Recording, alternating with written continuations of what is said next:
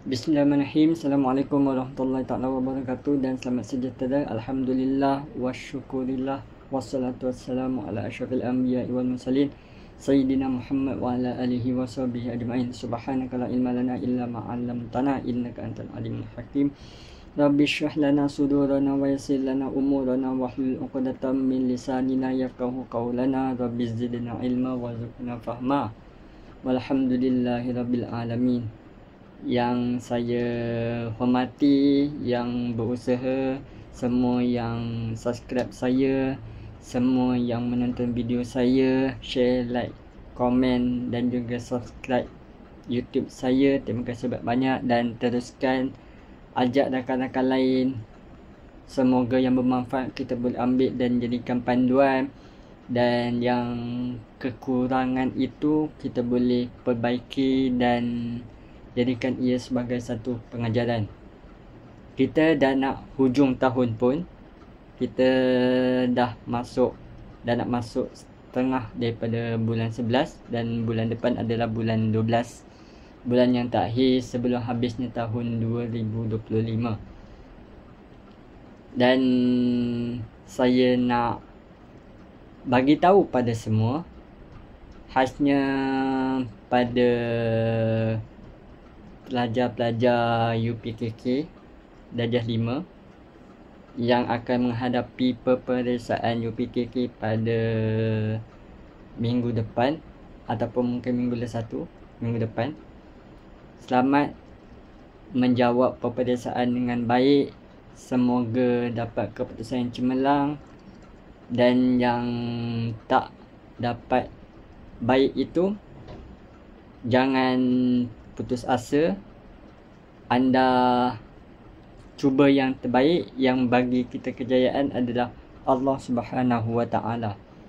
Belajar bersungguh-sungguh, tetapi jangan terlalu tertekan, jangan terlalu memaksa, sebab memaksa pun akan membuatkan kita sakit. Jadi belajar sekadar perlu, asalkan ada usaha. Bukan 24 jam belajar tanpa rehat, tanpa bermain, dan bukannya 24 jam bermain tanpa belajar selagi anda digelar seorang pelajar.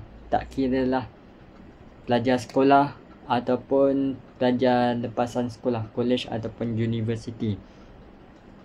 Saya tak nak ambil masa yang panjang. Minta maaf kerana saya kurang membuat video. Saya mau video kepada video program yang saya pergi Jumaat, Sabtu, Ahad ataupun hari-hari yang ada program, ataupun perkara-perkara baik yang bermanfaat lah.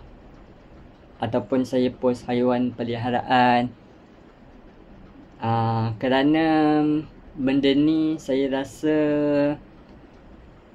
tak ada halangan. Bukan tak ada halangan, tak ada kemudaratan pun selagi tak mencaci maki orang, selagi tak menghina orang, selagi tak buat perkara-perkara yang tak baik dekat video. Tak apa kalau kita nak upload sesuatu, asalkan bukan benda yang tak baik lah, benda yang merosakkan diri dan juga merosakkan orang lain, khasnya diri sendiri. Kalau kita post YouTube benda yang buruk, contoh kita caci maki orang, kita yang akan dapat dosa kalau benda tu tak betul. Sebab dalam ayat Al-Quran pun, surah Al-Humazah, wailul likulli humazatil lumazah. Orang yang kita caci, orang yang kita hina, orang yang kita cakap belakang, itu yang akan memberi kesan buruk lah kepada kita. Okey, untuk video kali ini saya nak tekankan isu buli. Walaupun isu buli dah semakin kurang, tetapi jangan anggap kurang tu tak ada. Kurang tu boleh jadi ada, tetapi sedikit. Kalau kurang tu sedikit lah kan. Okey, Bully ni ada 3 jenis. Bully secara fizikal, bully secara lisan, bully secara cyber. Dan saya nak tekankan di sini bully untuk pelajar sekolah. Sebab di sekolah lah kita nak cegah supaya di lepasan sekolah dia tak buat. Kalau kita tak cegah masa sekolah, kita boleh cegah tapi mungkin tak sebaik kita cegah semasa di awal persekolahan. Tahun 1, 2, 3, 4, 5, 6. Itu yang kita nak mulakan. Okey. Fizikal boleh merangkumi mencederakan. Boleh merangkumi kita pukul dia, kita rotan dia. Dan bully ni hasratnya untuk menyakitkan. Memanglah kita nak menyakitkan orang, menyakitkan fizikal. Kita nak bagi dia rasa kesakitan yang kita rasa, yang kita nak orang lain rasa. Kalau lisan, percakapan lah. Dia tak fizikal tapi dia rasa sakitnya di hati, perasaan. Manakala bully cyber, dia mau kepada perasaan tetapi di dalam social media. Dia bukannya secara perkataan, dia secara type. Dia kita cakap tapi tak keluarkan suara. Dia melalui kita type, tak kira lah handphone ataupun laptop ataupun komputer. Asalkan ada internet, ada social media, itulah bully cyber. Dia punya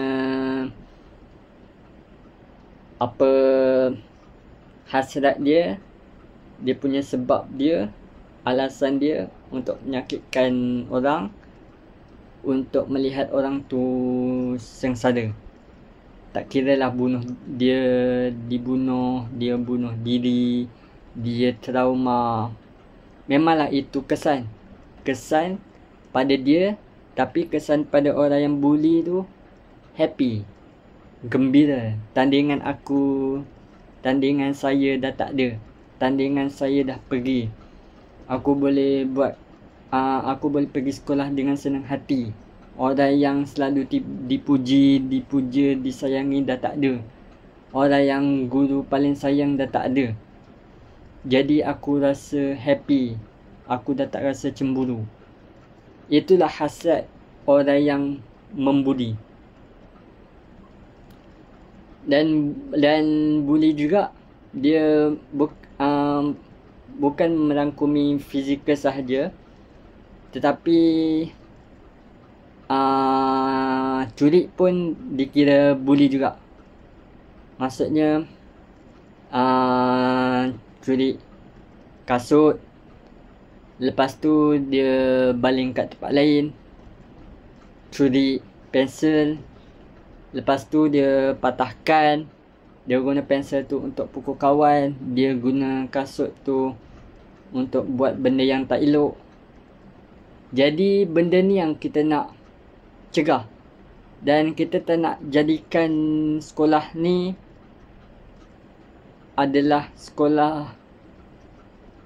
tempat pendidikan yang ibu bapa tak berani nak hantar anak-anak dia. Adalah kawasan yang ibu bapa takut nak hantar anak-anak dia. Sedangkan sekolah ni adalah rumah kedua. Guru adalah ibu bapa kedua. Dan kawan-kawan bagaikan adik-beradik. Tapi bila junior dibuli oleh senior, senior takutkan junior, boleh jadi junior bully senior, senior bully junior. Jadi kita tak naklah isu bully ni ada.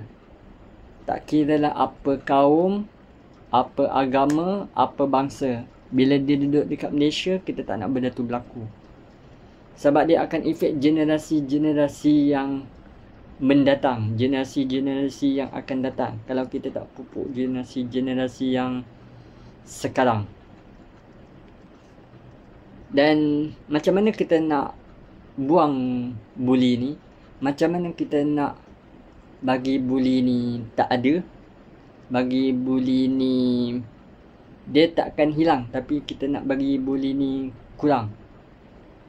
Antaranya adalah pengawalan daripada pengawas yang menjaga sekolah. Apa-apa yang berlaku, pengawas kena inform, kena beritahu pada guru. Kadang-kadang pun guru dibuli. Jadi sama-sama kita bertindak, sama-sama kita komunikasi dua hala antara pihak sekolah dan juga pihak ibu bapa. Jadi ibu bapa tu tahu anak dia bagaimana, guru tu pun tahu murid dia macam mana. Guru tu tahu murid dia macam mana kat rumah, ibu bapa pun tahu anak dia macam mana di sekolah. Jadi bila ada sesuatu benda di sekolah, jangan takut untuk bagi tahu pada parent, sebab parent berhak tahu apa yang berlaku pada anak-anak dia, apa yang anak-anak dia buat. Khasnya guru kelas. Jangan kita takut. Sebab kalau kita takut, benda ni akan merebak. Benda ni tak boleh dikurangkan. Contoh saya ada, untuk setakat ni, Alhamdulillah, saya ada 20 orang anak saudara yang tahun ni dalam lingkungan 12 tahun dan ke bawah. Jadi bila di masa raya, memang ramai, memang happy, memang riuh dengan suara anak-anak saudara dah, kalau semua adik-beradik berkumpul. Jadi kita boleh lihat sekarang ni, bila isu buli, dia mau kepada teknologi juga. Bukan sahaja teknologi, tapi bagaimana dia bergaul dengan kawan-kawan dia, bagaimana dia bergaul di rumah. Semuanya memberi efek kepada pelajar itu sendiri. Kita marah kerana sayang. Dan ibu bapa serta guru pun patut ada marah juga, bukan tak ada marah langsung. Cuma marah yang mendidik, cuma marah yang mengajar. Dan pastikan anda ada perbincangan dahulu dengan ibu bapa sebelum nak buat sesuatu keputusan. At least apabila contoh cikgu marah pelajar itu bagi tahu mak ayah dia dah tahu dah guru tu buat apa, guru siapa yang buat, kerana guru tu dah bincang dulu. Kalau dia tak bincang, dia jadi susah. Kenapa buat anak saya, kenapa itu, kenapa ini. Kalau dah bincang, at least dia tahu anak dia salah, anak dia patut dibuat begini, asalkan tak mencederakan. Saya Alhamdulillah 3 bulan setengah saya mengajar. Apa-apa saya akan bagi tahu pada parent dulu. Dan parent Alhamdulillah menunjukkan reaksi yang baik terhadap apa yang saya lakukan, dan dia menyokong saya asalkan niat untuk mengajar dan bukan mencederakan. Dan jangan kita memaksa pelajar tu untuk belajar. Kita kena bagi dorongan, motivasi, selalu berada di samping pelajar tersebut. Kalau dia tak nak belajar, kenapa? Kalau dia ada reaksi muka yang kurang baik, tanya kenapa. Dan membantu dia, bukan lagi nak memaksa. Kita memang nak dia belajar. Tapi bila terjadinya isu terlalu maksa belajar pun membuatkan pelajar tu stres dan membunuh keluarga dia sendiri, rasa macam bila begitu, ada juga pelajar yang ponteng sekolah kerana malas belajar. Pelajar yang ponteng sekolah kerana dipaksa belajar, kerana bosan belajar. Sebab apa? Dipaksa untuk dapat A, sedangkan tak membantu pelajar tersebut untuk mendapat A, dipaksa untuk berjaya. Tetapi bila pelajar tu tanya, pelajar tu nak apa motivasi, nak keyakinan diri daripada guru ataupun mak ayah, tak ada masa. Sebab itulah dia cari kawan-kawan, dia bersama dengan kawan-kawan, tak kisahlah kawan baik ataupun kawan buruk. Pengaruh rakan sebaya lagi kuat daripada pengaruh keluarga, dan menyebabkan bully itu muncul. Sebab antaranya sebab emosi. Jadi antara sebab kenapa pelajar tu bully, emosi, tekanan, perasaan. Jadi untuk video kali ini, kesimpulannya, di sekolah lah kita nak terapkan amalan jangan bully, amalan belajar yang tak stres, amalan belajar yang menyeronokkan, supaya, dan juga kalau boleh jangan kita ambil ringan pun terhadap apa yang pelajar-pelajar ni luahkan. Sebab bila kita ambil ringan, bila kita ambil sambil lewa, bila kadang-kadang kita tak endahkan pun, dia akan fikir guru tersebut, ibu bapa tersebut tak pedulikan dia. Jadi dia ambil inisiatif untuk bully, antaranya untuk ambil perhatian guru tersebut ataupun mak ayah tersebut. Bila contoh guru tu fokus kepada A je, tapi bila B luahkan dia tak ambil kisah, jadi B akan cuba untuk hapuskan A supaya B pula yang dipuji. Jadi kita tak nak macam tu. Kita tak nak bully tu ada, kita tak nak bias tu ada. Kalau boleh kita buat seadil yang boleh lah, insya-Allah, untuk generasi-generasi yang lebih baik yang akan datang. Itu saja daripada saya. Yang baik itu daripada Allah, yang lemah itu daripada diri saya sendiri. Katakan tidak pada bully, sebab saya pun pernah dibuli. Jadi saya tahu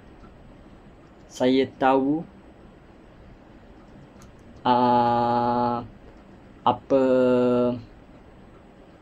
fokusnya, apa keburukannya, apa efeknya orang yang dibuli tersebut. Dan bila ada kes bully, tolong jangan ambil main-main. Pada semua parent, kawan-kawan, ibu bapa, dan jangan tolong diam.